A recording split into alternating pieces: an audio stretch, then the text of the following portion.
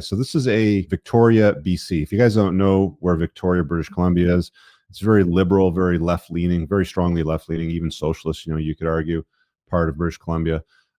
This is their Member of Parliament, Laurel Collins, talking about climate change. So I wanted to share this with you because I'm going to use the word cringe, but here we go. I want to start off by addressing one of the comments that was made by the witnesses around climate hysterics. Hysteria, it refers to something that is wildly emotional. It comes from the Greek word womb, of the womb. It is used in ancient Greek to refer to things associated with women. And I hope you'll forgive me if I get emotional. Climate emergencies are not gender neutral. The degradation of ecosystems disproportionately impacts women and girls. And I am wildly emotional. This is the existential crisis of our time.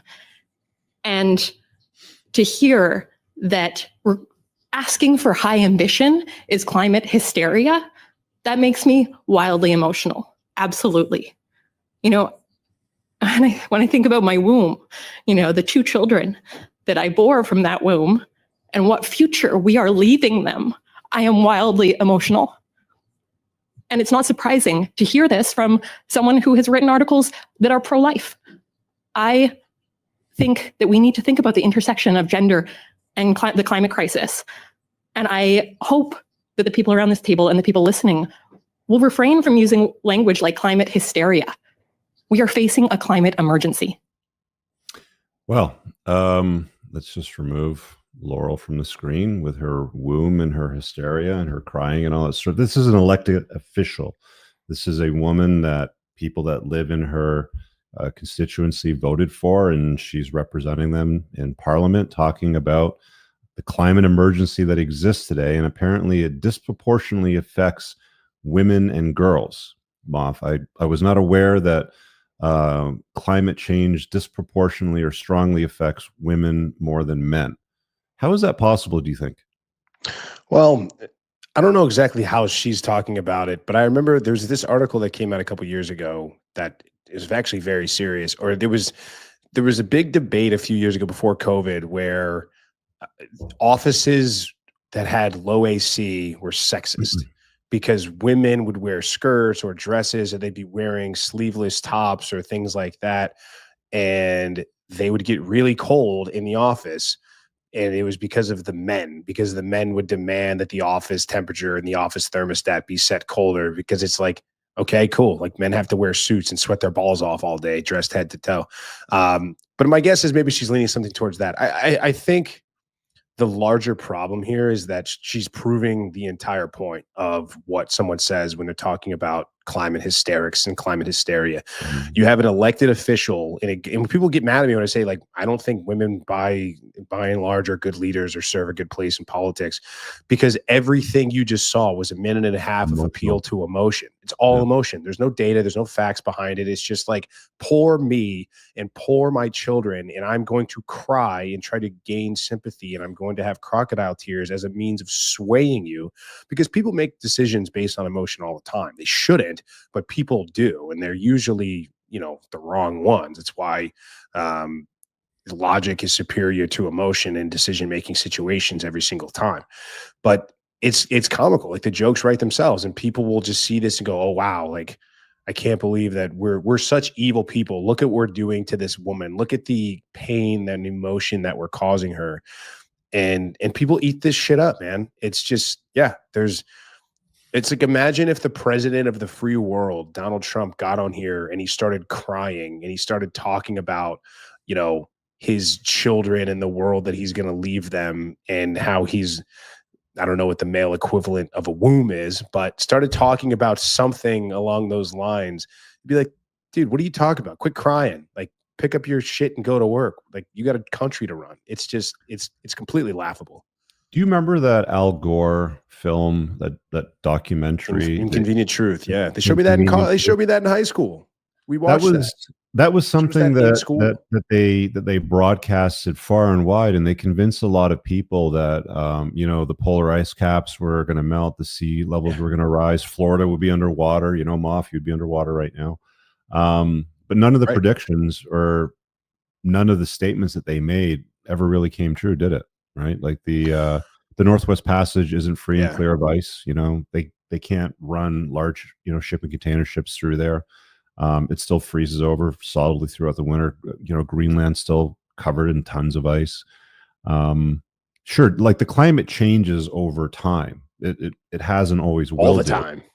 and it has for centuries, and it will continue to do so. And the oxygen levels will go up and down, and carbon dioxide levels will go up and down. But there's really no reason for any of these hysterical sort of theatrics. They usually try to run stuff like this to increase tax rates, create carbon taxes, or versions of taxes that are tied into carbon taxation for climate accords and all sort of stuff. But there's been no rise in sea level at all anywhere in the world. And to be actually like perfectly clear, there are civilizations. Like if you study a lot of the stuff that Graham Hancock's talked about or read his books, there are civilizations that are completely underwater, but they're from Yeah. hundreds of thousands of years ago. Right. Because we've gone through ice ages, and we're actually going through a cooling period right now. We're not going through a warming period, believe it or not. So a lot of Who's these the guy? Go ahead. Finish your thought. I'm just saying, like, a lot of these politicians, a lot of these people that you see online crying and pouring their heart out about, how dare you and stuff like that. It's all theatrics. It's all like there's something behind it. WF. There's some, master Kabbalah pulling strings because they want to control you, right? Like they want to remove your freedoms, and it's got nothing to do with protecting the climate or the environment at all. All you have to do is follow the money. I think it was Yeah. Dan Pena. Maybe it would have been somebody else, but I think Dan Pena gave this. He's like, I know Yeah, the I remember climate that change is speech. BS because every financial firm in the world would be shorting housing in Florida, or they would be finding a way to bet against these places that are supposed to be underwater in the next 20 or 40 years. Like these institutions that have been around for hundreds of years and will be around for a long time after even we're gone, they would be betting the farm, and they would be taking all of these models seriously. And they say, oh yeah, Florida in 50 years will be gone. So therefore we're not going to buy any real estate on the Gulf. We're not going to buy any real estate on the Gulf Coast or in Miami or anything like that because we're going to lose our ass. It's comical what they get people to believe just based on fear for one. And then you're not a good person. Think about the future. Think about the world that you're leaving your children in. We live in the single greatest point of human civilization that has ever existed right now. Every second that ticks by is the new greatest time to be alive as a human. I can't, and if anybody disagrees, like you have a room temperature IQ. I can't really imagine that anybody with a functioning brain would disagree with that. But yeah, just right now, it's the best play. That's best time. It's better time now than it was 10 minutes ago. Like it's always getting better. And in the fear mongering and the nonsense, man, it really is. Dude, when you really see this stuff, like it's hard not to go insane. You got to find a way to laugh at it. Otherwise you'll just go nuts. Yeah. All right, guys. I really hope that you enjoyed that clip. If you want to check out the full-length podcast episode, you can find that right over here. Also, make sure you visit my website over here where you'll find my supplements, the opportunity to book me privately one-on-one for coaching, and most importantly, my new School of Unplugging, which you'll find on the courses tab. Newer to the channel, hit subscribe.